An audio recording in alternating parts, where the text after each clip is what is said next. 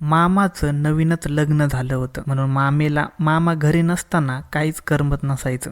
म्हणून मामी म्हणाली, आपण शेतमाळा पाहायला जाऊयात का? मग मामी आणि मी शेतमाळा पाहायला गेलो. मला तर अगोदर ठाऊक होतं की मामाकडून कसलीच खुशी नाही. शेतमाळ्यामध्ये कोणीच नव्हतं. त्यामुळे मी मामीला म्हणालो, मामी तू खूप निराश दिसत आहे. तेव्हा मामीने मामाबद्दल सांगितलं, तुझ्या मामाला काहीच करता येत नाही. तसं तर मामी माझ्याशी खूप मोकळ्या मनाने बोलायची. म्हणून मी मामीला म्हणालो, अगं मामी मी आहे ना, तुझ्या आनंदासाठी मी काहीही करेन. मग मामी म्हणाली, खरंच?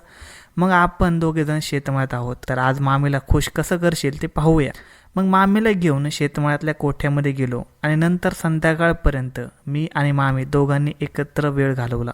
माझं नाव विजय असून माझं वय 21 वर्ष आहे. माझ्या मामीचं नाव माधुरी होतं. ती दिसायला मात्र खूप सुंदर आणि आकर्षक होती. मामाचं गाव खेडेगावात असल्यामुळे मामीची संपूर्ण गावामध्ये चर्चा असायची. माझ्या माधुरी मामीला पाहण्यासाठी लोक खूप आतुर असायचे. मामीचं बोलणं तर खूप वेळ लावून टाकणारं होतं. आता सुरुवातीपासून पाहूयात, म्हणजे तुम्हाला हे सर्व गोष्टी लक्षात येतील. माझ्या मामाचं नाव मोहन होतं. माझ्या मामाने लग्न खूप दिवसापासून होत नव्हतं, कारण मामा दिसायला एवढा काही सुंदर नव्हता आणि त्यात मामाला सरकारी नोकरी होती. त्यामुळे मामा नोकरीच्या निमित्ताने शहरामध्ये राहायचे. शेवटी मामाला एक मुलगी पसंत आली आणि त्या मुलीने सुद्धा मामाला पसंत केले. त्यामुळे मुलगी पाहण्याच्या कार्यक्रमाला मी गेलो नव्हतो, पण मामाने मुलीचे फोटो मोबाईलवर पाठवले होते. फोटोमध्ये पाहिल्यावर मामी तर मला खूप सुंदर दिसत होती. मामाला सरकारी नोकरी असल्यामुळे लग्नाची तयारी करायला गावाकडे कुणीही नव्हतं. त्यामुळे मामा मला म्हणू लागला, विजय तुला आता सुट्टी आहे, तू आता गावाकडे जा आणि लग्नाची तयारी कर. मी आतापासून सुट्ट्या घेतल्या तर मला लग्नानंतर काही जास्त दिवस सुट्ट्या मिळणार नाहीत, म्हणून मी लग्नाच्या आदल्या दिवशी सुट्टी घेऊन गावाकडे येईन. तोपर्यंत तू लग्नाची सर्व तयारी कर. मामाने म्हणल्यामुळे मी सुद्धा माझ्या आजीकडे गेलो. लग्नाची सर्व तयारी झाली आणि आम्ही लग्नाला गेलो. मामीचा फोटो तरी मी मोबाईलवर पाहिला होता, पण प्रत्यक्षात मामीला मी काहीच पाहिलं नव्हतं. म्हणून मामीला पाहण्यासाठी मी सुद्धा खूप उत्सुक होतो. मामी मेकअपच्या रूममध्ये होती. मला मामीला पाहिल्याशिवाय राहत नव्हतं, म्हणून मी थेट मेकअप रूममध्ये गेलो. मामीच्या मैत्रिणी मामीचा मेकअपच करत होत्या. मामीने मला अगोदर पाहिलं नव्हतं. मामीने माझ्याकडे मागे वळून पाहिलं तेव्हा मी खूप हैराण झालो. मामीचा मेकअप अजूनही झालेला नव्हता. मेकअपच्या अगोदरच मामी इतकी सुंदर आणि देखणी दिसत होती. मामी म्हणाली, कोण आहेस तू? मी मामीला सांगितलं, जो नवरदेव आहे ना त्याचा मी भाचा आहे आणि तुम्ही माझ्या मामी. अरे हो विजय ना तू? असं म्हणून मामीने मला जवळ बोलावलं आणि म्हणाली, म्हणजे तू गावाकडे होतास लग्नाची तयारी करायला? मी म्हणालो, हो.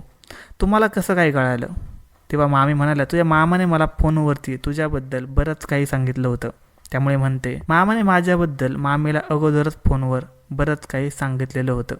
लग्नाचा कार्यक्रम संपूर्ण झाल्यावर आम्ही मामाच्या गावी आलो. मला सुट्ट्या होत्या, त्यामुळे मी सुद्धा अजून काही दिवस राहण्याचा विचार केला. नंतर गावाकडे आल्यावर मामीची आणि माझी ओळख तर खूपच वाढली. मी मामीचं सौंदर्य पाहून वेड्यासारखं मामीकडे पाहतच राहायचो. मामी सुद्धा माझ्याकडे खूप हसून बघायची. लग्न होऊन 2 दिवस झाले आणि मामाला अचानक साहेबांचा फोन आला आणि ते म्हणाले, आजच्या आज कामावर जावे लागेल, खूप मोठी मीटिंग आहे. मामाला काही पुढे बोलता आलं नाही.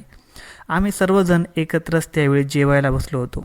मामा खूप नाराज झाला आणि त्याने मोबाईलवर, हो मी उद्या सकाळपर्यंत पोहोचतो म्हणून सांगितले. मामी सुद्धा नाराज झालेली मला दिसत होती, कारण त्याची अजून पहिली भेट सुद्धा लग्नानंतर झालेली नव्हती आणि मामा जेवण करून लगेचच निघाला.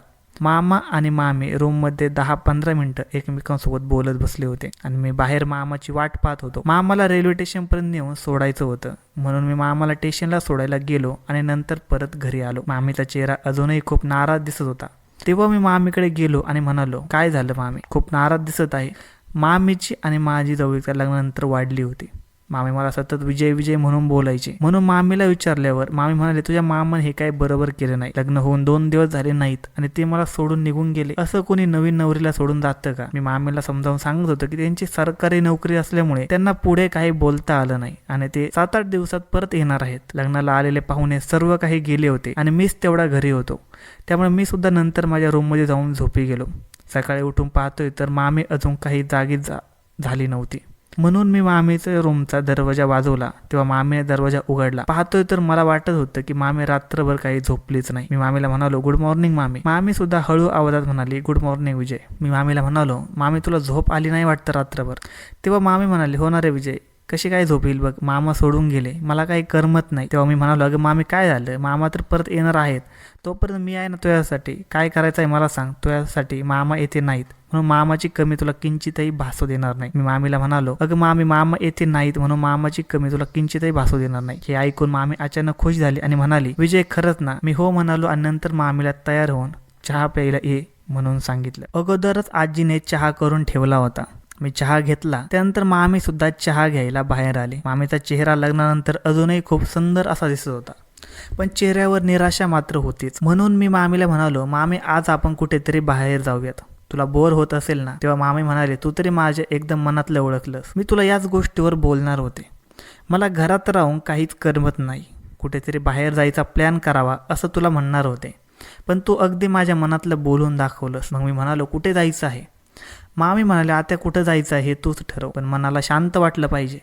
मला खूप एकटं एकटं पडल्यासारखं वाटत आहे. मी मामीला म्हणालो, बरं ठीक आहे मामी, मी सांगतो आपण जाऊयात कुठेतरी. तेवढ्यात माझी आजी म्हणाली, अरे विजय, आज तू शेताकडे जाऊ नये, मोटर चालू करायची आहे. मी आजीला हो म्हणून सांगितलं आणि आंघोळ करून मोटर चालू करण्यासाठी शेताकडे निघालो. मामाचा शेतमाळा खूप मोठा होता आणि शेतामध्ये काम करायला शेतगडी सुद्धा होते, पण आजी म्हणाली त्या शेतगाड्याच्या मुलीचे लग्न आहे, त्यामुळे तो काही 15 दिवस कामावर येणार नाही आणि शेतामध्ये मोटर चालू करायला दुसरं कोणच नाही. मी आंघोळ करून शेताकडे निघालो. तेवढ्याच मामी म्हणाले, विजय कुठे निघालास एवढ्या तयारीत. मी म्हणालो, मामी शेताकडे जाऊन मोटर चालू करून येतो आणि तू सुद्धा तयार हो, नंतर आपण बाहेर जाऊयात कुठेतरी. तेव्हा मामी म्हणाले, अरे मग मी पण येते ना शेताकडे, मला शेतात फिरायला खूप आवडतं आणि मी अजून शेतमाळा पाहिलाच नाही. तेव्हा आजी सुद्धा जवळ होती. ती म्हणाली, अरे बरं झालं, तिचं सुद्धा घरामध्ये मन लागत नाही, तुम्ही दोघेजण शेताकडे जाऊन या. मामी म्हणाले, 10 मिनिट थांब, मी तयार होऊन लगेच येते, नंतर आपण दोघे मिळून जाऊयात. मी मामीची वाट पाहत बाहेर उभा होतो, पण मामीने तयार व्हायला अर्धा तास लावला होता. मामीने काळ्या रंगाची साडी आणि व्हाईट कलरचा ब्लाऊज घातला होता. मामीच्या सुंदरतेला काळा रंग अजूनही खूप शोभून दिसत होता. मामी रूमच्या बाहेर आल्यावर पाहिल्याबरोबर मी दंग झालो. मामी वयाने 20 वर्षाची होती, पण दिसायला खूप नाजूक दिसायची आणि माझा मामा वयाने 30 वर्षाचा होता.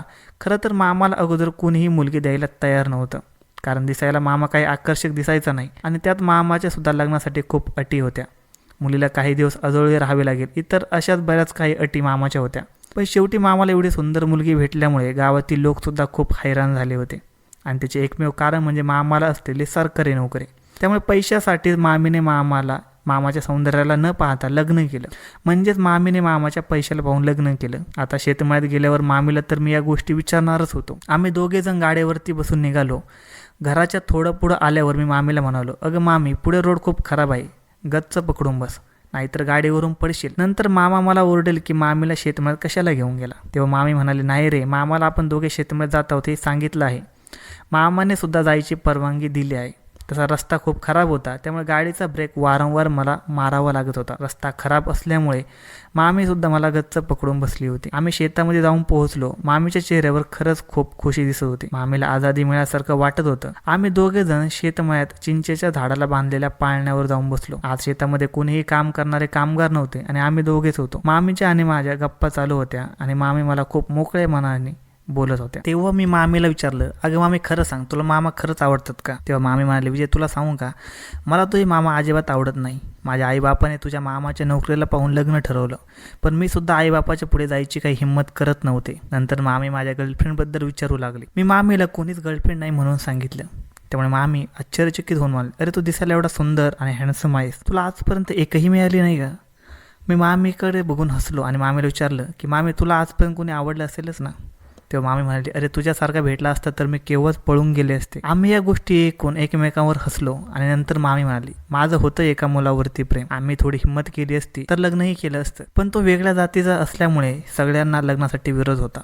त्यामुळे मी सुद्धा तेवढी हिंमत धाडस दाखवलं नाही आणि तो सुद्धा खूप घाबरत होता. नंतर आम्ही दिवसभर गप्पा मारून घराकडे आलो. मामी आणि मी गप्पा मारल्यामुळे आम्ही दोघे खूपच मित्रमैत्रीसारखी फ्री झालो होतो. 4 दिवसांनी मामा घरी आला आणि मी माझ्या घराकडे परत आलो. येत असताना मामीने माझा नंबर घेतला होता. मामा आता मामीकडे येऊन 4-5 दिवस राहत होता आणि जात होता, पण मामीला मला रोज फोन करायची आणि फोनवर बोलायची. मी आणि मामी रात्रीच्या 2-2 वाजेपर्यंत मोबाईलवर गप्पा मारायचो. मी मामीला म्हणायचो, अगं मामी, मामाला जर कळालं तर काय होईल.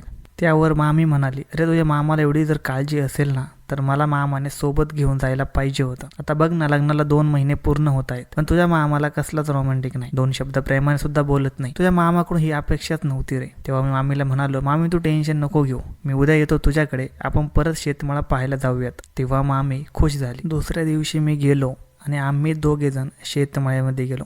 पण मामीच्या चेहऱ्यावर कसलाही आनंद दिसत नव्हता. मामी निराश आणि नाराज होती. मामीला मनोमन खूपच आवडायची. म्हणून मी आज ठरवलं होतं की शेतावर गेल्यावर मी माझ्या मामीला माझ्या मनातल्या गोष्टी बोलून दाखवणार. आमच्यात मामा आणि मामी हे नातं राहिलंच नव्हतं. आम्ही 2 जण थोड्याफार मिळत्या जुळत्या वयाचे होतो आणि आम्ही 2 जण एकमेकांना मित्र आणि मैत्रीण समजायचो. मी मामीला मोबाईलवर बोलत असताना कधी कधी आरे तुरेची भाषा सुद्धा करायचो.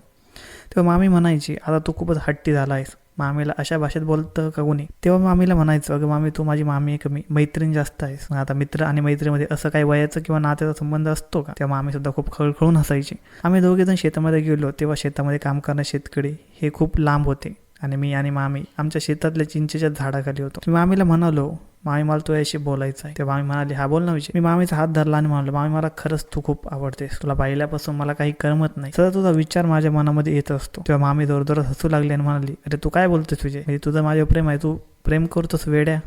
मी मान हलवूनच मामीला उत्तर दिलं. तेव्हा मामी म्हणले, अरे विजय, तुझं आणि माझ्या वयातलं अंतर जरी मिळतं जुळतं असलं तरी मी तुझी मामी आहे.